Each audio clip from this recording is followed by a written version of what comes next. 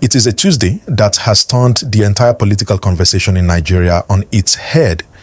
If you thought the saga of Nnamdi Kanu ended with the life sentence last Thursday, or with the harsh words from the presidency yesterday, you need to pull up a chair because a very controversial figure has just entered the chat, and he has brought an offer that is shaking the table. The headline is real, and it is trending everywhere. Sheikh Ahmad Gumi has officially vowed to champion the release of Nnamdi Kanu. Welcome to this breaking news special broadcast.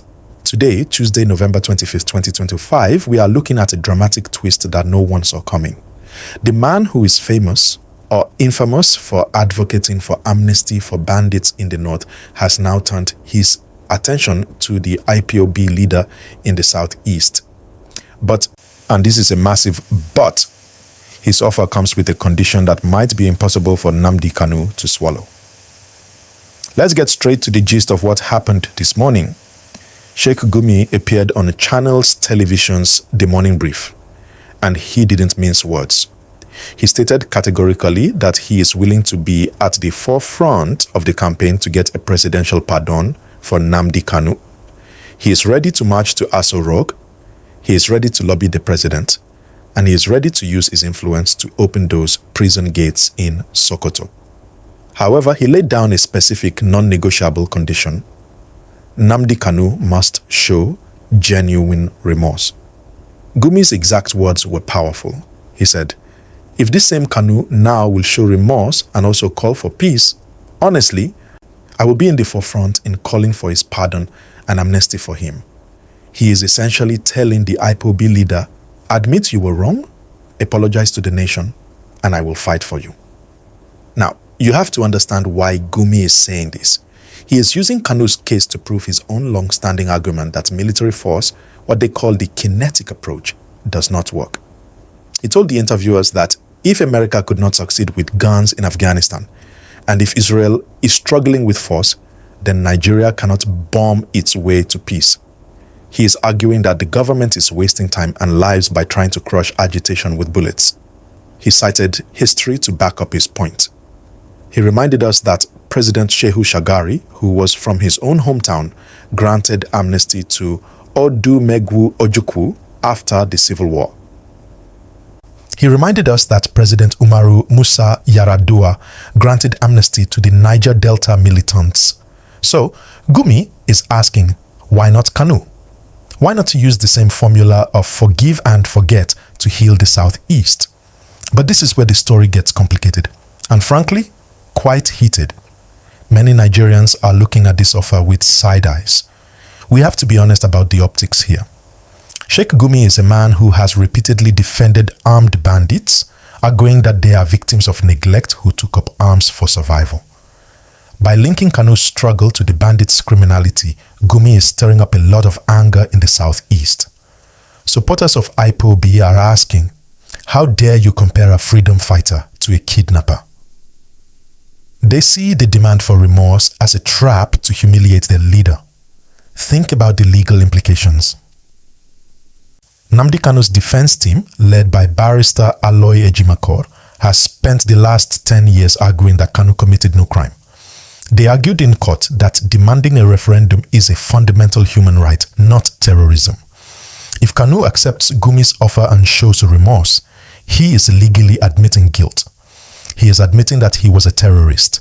He is admitting that the government was right to jail him. For a man who stood in court just last week and shouted, "Show me the law," asking him to now bow his head and say, "I am sorry," is asking him to destroy the very foundation of his struggle. This brings us to the presidency factor. Just yesterday, the presidency warned against romanticizing criminals.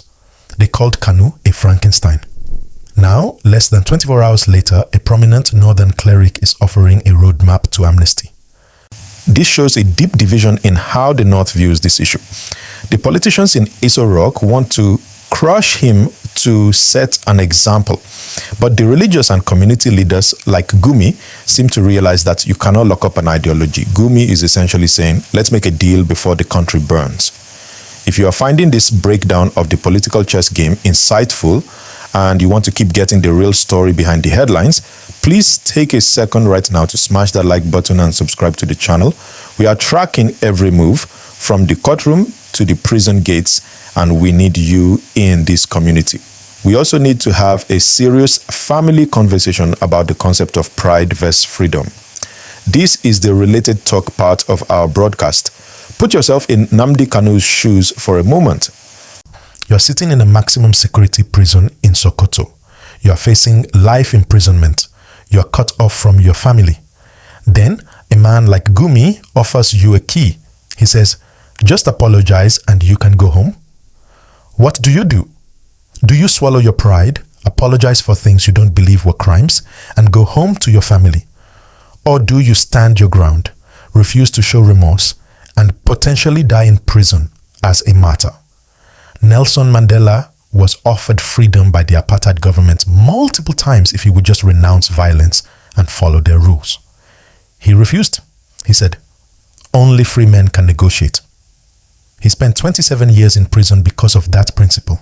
Is Nnamdi Kanu ready to be Mandela?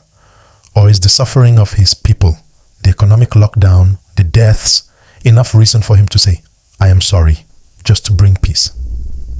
There is also the issue of trust. Can Kanu trust Gumi? Can he trust the federal government?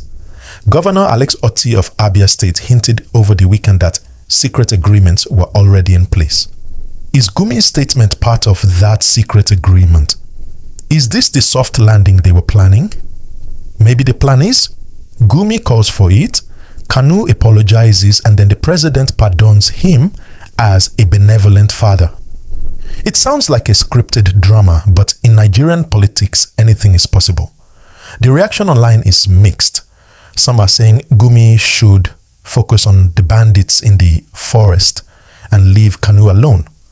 Others are saying, whatever gets him out is good, let him apologize and come home. The fear is that if he rejects this offer, the government will say, we tried to offer peace, but he is too stubborn, and then throw away the key forever.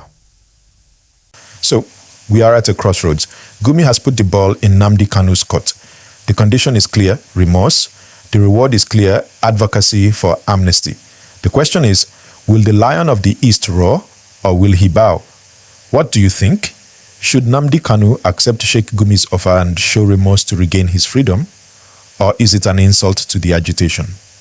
Let me know in the comments below. I really want to hear your perspective on this.